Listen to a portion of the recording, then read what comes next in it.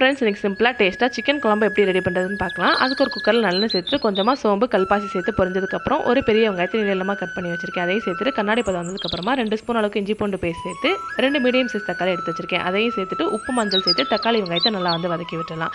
வதங்கினதுக்கப்புறம் நம்ம வாஷ் பண்ணி எடுத்து வச்சிருக்க சிக்கனையும் சேர்த்துட்டு தக்காளி வெங்காயத்தோடு நல்லா பரட்டி விட்டுடலாம். நான் இன்றைக்கி எந்த ஒரு சிக்கன் மசாலாவும் சேர்க்க போகிறதில்ல, குழம்பு மிளகாய்த்தூள் மட்டும் தான் சேர்க்க போகிறேன். ஒரு பெரிய ஸ்பூனில் 2 ஸ்பூன் அளவுக்கு குழம்பு மிளகாய்த்தூள் சேர்த்துட்டு சிக்கனோட நல்லா மிக்ஸ் பண்ணி விட்டுணும். இந்த மசாலா எல்லாமே சிக்கனோட இறங்குற வரைக்கும் விட்டுடலாம். இந்த குழம்புக்கு ஒரு பேஸ்ட் ரெடி பண்ணணும். தேங்காய், மிளகு, சோம்பு, சீரகம், ஒரு துண்டு பட்டை, 2 கிராம்பு, 4 முந்திரி பருப்பு தண்ணி ஊற்றி நல்லா ஃபைன் பேஸ்ட்டாக அரைச்சி சிக்கனோட சேர்த்துட்டு நல்லா மிக்ஸ் பண்ணி விட்டுடலாம். இந்த குழம்புக்கு தேவையான அளவு தண்ணி சேர்த்துட்டு ஃபைனலாக மல்லித்தலை தூவி ஒரு 4 to 5 விசில் வச்சு இறக்கணும்னா சூப்பரான சிக்கன் குழம்பு ரெடி ஆகிடும். இந்த சிக்கன் குழம்பு சாப்பாடு, இட்லி, தோசை, பூரி, சப்பாத்தி எல்லாத்தோடய சாப்பிட்றதுக்கு அவ்வளோ சூப்பராக இருக்கும். கண்டிப்பாக ட்ரை பண்ணி பாருங்கள். அன்றைக்கி நாங்கள் லஞ்சுக்கு சாப்பாடு வச்சு சாப்பிட்டாச்சு. இந்த வீடியோ பிடிச்சிருந்தா லைக் பண்ணுங்கள். நாளைக்கு வீடியோவில் பார்க்கலாம். பாய்.